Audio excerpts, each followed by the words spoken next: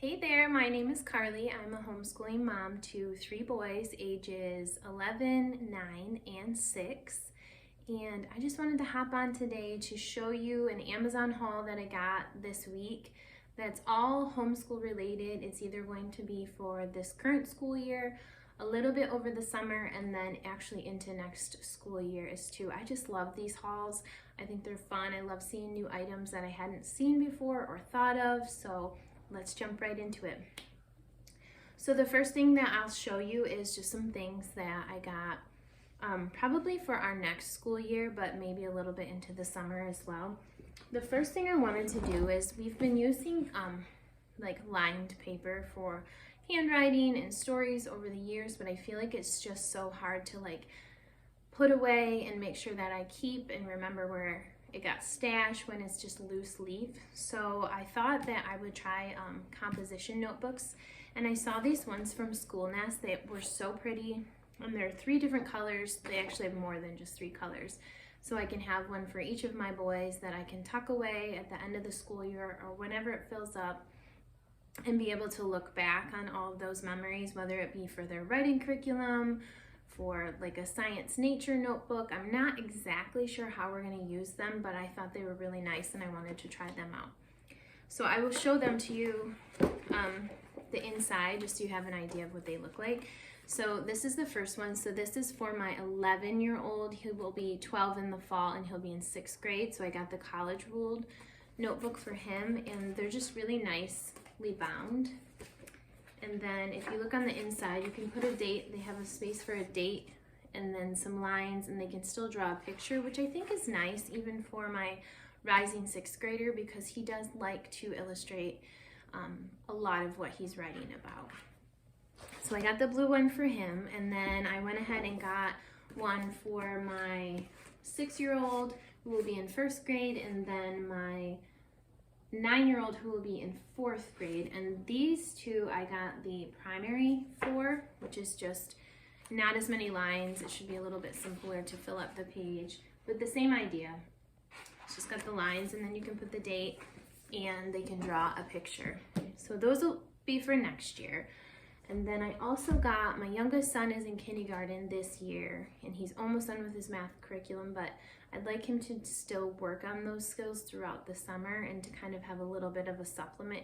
His math lessons and curriculum only take us like 15 minutes a day, so I thought I would just try these Kumon books. I've seen a lot about them and I've never tried them before. So I went ahead and got the simple edition one, which I think will be perfect for him. I know it says ages 4, 5, and 6, but a lot of the edition that he's doing right now is similar to this. And so I don't want anything that's going to be too overwhelming for him, but that'll just kind of make sure that he's still practicing his skills when he finishes his math curriculum book. So if I like these, I'll probably get more because I love the simplicity of the pages. They're colorful, but not too busy and overwhelming. So that's for my youngest.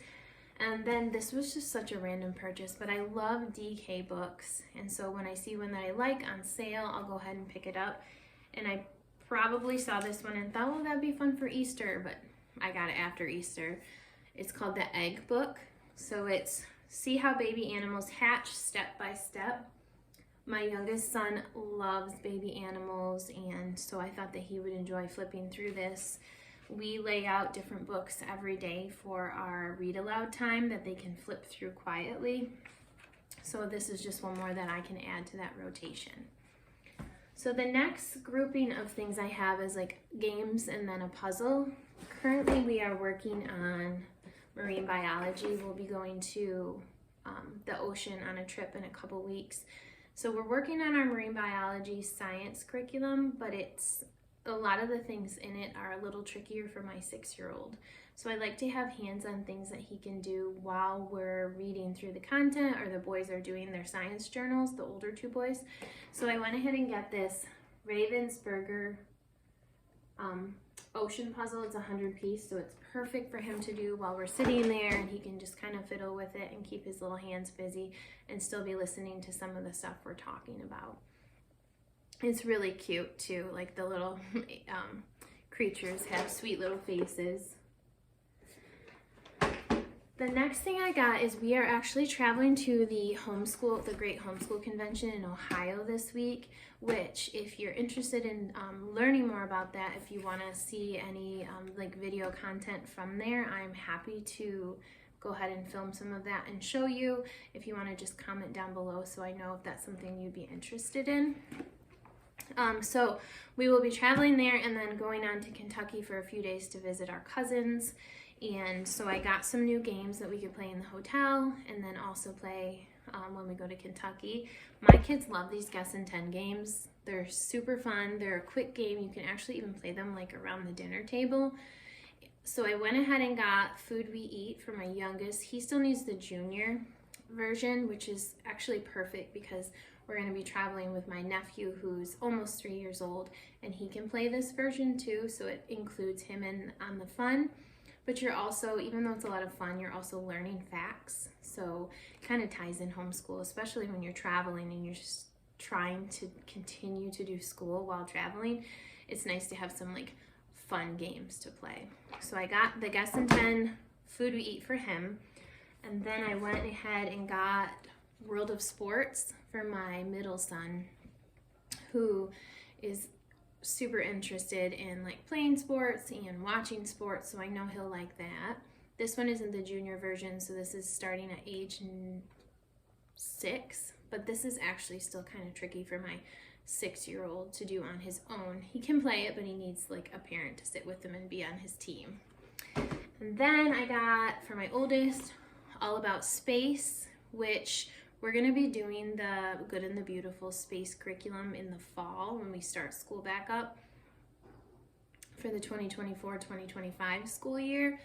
So I thought we could play this now, kind of start to get, you know, some of those skills and knowledge of space, and then we can pull it back out when we do the space curriculum next year. And then I have a bunch of things for the summer. My oldest does a lot of watercolor for his language arts curriculum this year, and he really enjoys it. So I saw this online and I thought it would be perfect for when we go camping, or even if he wants to do it, you know, when we're just hanging out at home this summer.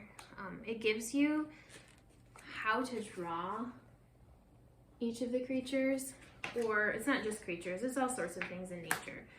But it also then gives you ideas on how to paint them with watercolor. So I think he'll really like that.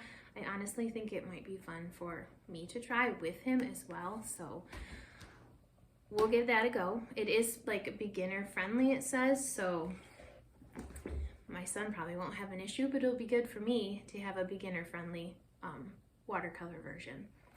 And then we will be traveling this summer to Colorado. So we're going to be doing the Rocky Mountain National Park like tour this summer, and so I went ahead and got some different national park books to kind of enjoy the parks, learn more about them, and then be able to document our experiences there, because as my kids are getting older, I've felt like more and more I want to start visiting more of the national parks. It's a lot easier to travel with them now. So the first thing I got is the National Park Scavenger Hunt. I checked this out from the library to kind of view it before I decided to buy it, and it was really nice. And you could just check it out from the library, but it's got like checklists in it. So after I decided I liked it a lot, I thought I might as well just go ahead and buy it, and that way we can write in it and we don't have to worry about it being due and wanting to use it again. So it's something simple that I know like my younger kids will really like. So here's, for example, the Rocky Mountain National Park. So it gives like an overview of the wildlife and what you might see there, and then it gives you get points. So maybe like each kid, you know, could be looking for a beaver, and then whoever finds it first can get the points here, which is 2, and then you check it off.